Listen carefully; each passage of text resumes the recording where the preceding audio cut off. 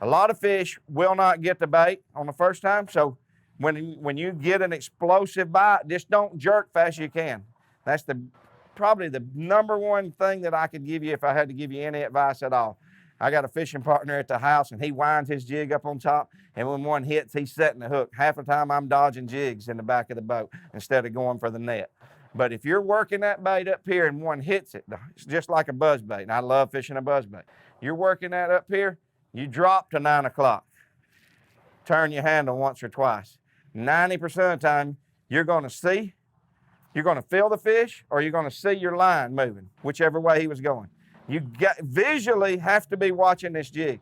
My favorite thing in the world, way to catch a bass, is on a top water or a swim jig. Anything I can visually see that bass, when I get that visual of him eating that jig, I mean, it's one of my favorite things in the world. So, you know, I love fishing swim jigs.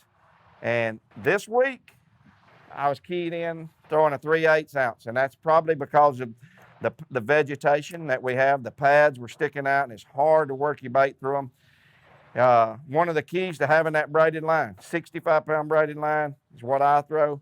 If you're fishing milfoil or something like that, you can drop back to 50. If you're in hydrilla or willow-grass, you need that 65-pound grind. It's because it's going to help you cut the line. It's going to help you get the fish out. All right, the depth, the aggressiveness of the bass, and the vegetation that you're fishing sort of determines the size of jig that you have. In my box, the top row is 1/4 ounce, the middle row is 3/8, and the bottom row is 1/2 ounce.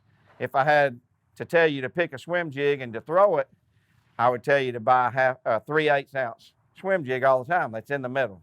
And that's just easy, and that's the number one jig that I throw most of the time. If I'm fishing super shallow grass or cold water, or the fish are sort of lethargic for any reason at all, I'll slow it down and I'll go to that 1/4 ounce. It helps me slow it down, keep it up shallower. I can put a lot of action in the bait. I can keep it really slow and let those fish eat it.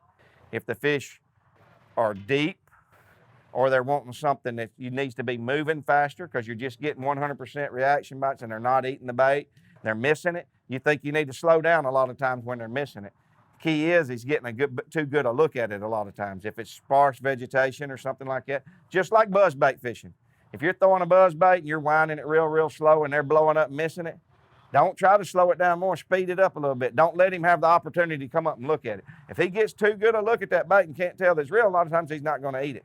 So you speed it up. I go to that 1/2 ounce. Or if I want to keep it down under the water further, I go to that 1/2 ounce swim jig. Helps me keep it down. And you can actually put more action in your bait with that 1/2 ounce than you can a 1/4 or a 3/8, just because you got more.